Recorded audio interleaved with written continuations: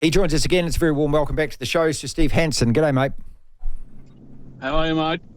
Well, we're just absolutely loving the news. We've got James Fisher-Harris has left Penrith and he's going to join the Warriors. The Warriors, of course, on a roll at the moment. Are you watching the Warriors up in Japan? Do you get some time? Yeah, no, we get them. Yeah. Oh, to be fair, I'm more of a Broncos fan than a Warriors fan. They're my second pick. Okay, all right. Well, Lachlan's here. Jesus loves that. He's a Broncos fan too. All right, congratulations to you. You've got your old mate Fozzie on board as assistant coach. Is this an easy decision for you? Oh, really easy, and so excited about the opportunity that's going to bring. So, getting the old partnership back and knowing that, we understand each other really well and both of us will be coaching, so it'll be exciting. Okay, when you say both of you coaching, what are your defined roles? We'll just do it together like we've always done it, and he'll be looking after the attack and I'll be looking over the overall picture of things, and Nathan White will be the forward coach, and we've got a Japanese man by the name of Ueno Haretna who'll be the defence coach. So how long has the negotiations with Ian went on for? About 2 days. I didn't think they'd take long when they started, no. No, to be fair, the opportunity arose just out of the blue, and when Ben decided he didn't want to continue, and so I happened to be talking to Foz and asked him if he was interested. He was, and then it was just a matter of getting the club and his agents, Halo, together, and it didn't take long from there. Was it always in your mind that you would like to coach with him again? Oh, look, I really enjoyed my time coaching with him, and did I think that I'd be coaching with him again? Probably not, but I would always relish the opportunity, and I thought it was only going to be really around, World 15s or Barbarian teams or something like that, but to have the opportunity to have him up here with us is really exciting me, and as I say, I think we've done some good work at the club to change a lot of things, and he's coming in at a really good time, so his energy, his eyes, his excitement, his coaching skills will really help us go to that next step. Steve, so you coach together with the All Blacks, you win a Rugby World Cup. It's like that's the top of the mountain. It doesn't get any bigger than that. So how do you guys sit there and, okay, what is it? Do you feel like it's a step down? Is it a step sideways? How do you put a perspective on that? Oh, no, it's just totally different it's still a mountain you got to climb. Like, people underestimate how good or how tough the League One competition is here. There's some of the best coaches in the world, there's some of the best players in the world here, and then you're dealing with a whole array of things like your company. Do they have the foresight and the ambition to want to pay for the talent that you need to be a good rugby team? Do they have the strategy in place? Do they have the facilities in place?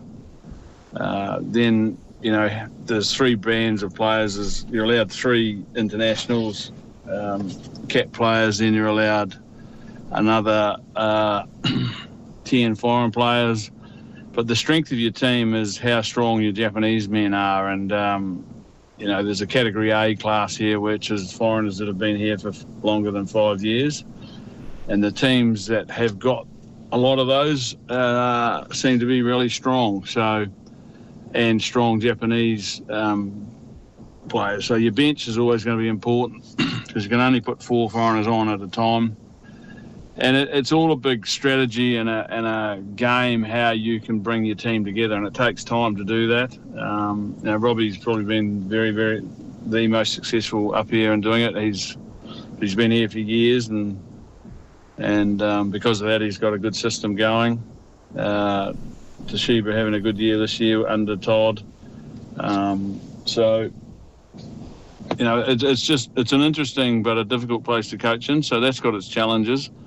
And once you get involved in the club, it becomes part of you, and of course, you become part of it, and then that's where the beauty is. Like you you die for your club, don't you? And you want the best for it. So I'm excited about putting the tool belt back on myself and doing some coaching, and rather than just a director. And I'm just really excited to be able to do it with Foz. I'll tell you, I was just listening to you then. You don't need any motivation at all, do you, mate? Well, no, not really. I like, as you well know, I like the challenges, and I like to come out the other side of those challenges in front. So I guess when you've been here for the time I've been here, and I know that we're ready to take another step. So we've got to make sure we do. The unmistakable voice of Steve Hansen is with us now. Obviously that, the way that Ian was treated in New Zealand, I think was despicable. Most of the mass media, just very gutless and cowardly the way they're dealing with him. New Zealand Rugby hanging him out to dry. I know that we're kind of putting words in his mouth, but was there any apprehension at all from him when you talked to him about, did he say, look, I don't know, I might just sort of lay low for a while, or was he really keen to get back into coaching? Oh, no, he's always said, and I've always known, that he's a lifetime coach. He loves it, so he's always going to get back into it. And I guess you have to ask him this, but I think having the opportunity to come back and work in a place where he knows how much we've done to get things in pretty good shape to be able to go to the next step, and he knows one, if not two, of the people he's coaching with. Nathan White, he knows well as well. He knows it's a pretty safe bet. So I don't think he had any hesitation about wanting to get back into coaching. I mean, how he was treated, he's dealt with that, I think, with unbelievable class, and totally got agree. on with it. Totally agree. It's not like how he was treated is not his problem. The people that have to face that are the people that treated him like that, and it's going to be interesting, because all those people treated him like that because they wanted the guy that's in there now, and Scott. And I just hope they don't turn on Scott if things don't go well for Scott. They've got to make sure they treat him better than they treated Fozzie.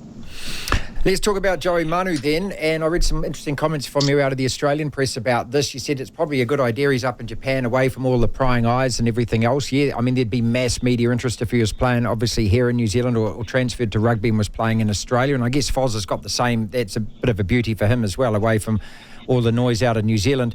How exciting for you as well, getting a player of that calibre at the peak of his powers? Yeah, well, it's awesome. I mean, to have a player like that, get his agent to ring and say, look, would we be interested in him, is a great honour, privilege, to know that he trusts us enough to be able to help him and guide him to become the rugby player that he wants to become. And that's our responsibility now, to make sure we do what's right for him and the team. And I'm looking forward to working with him. He's a wonderful athlete, by all accounts, a wonderful man and great character. So it'll just be a privilege.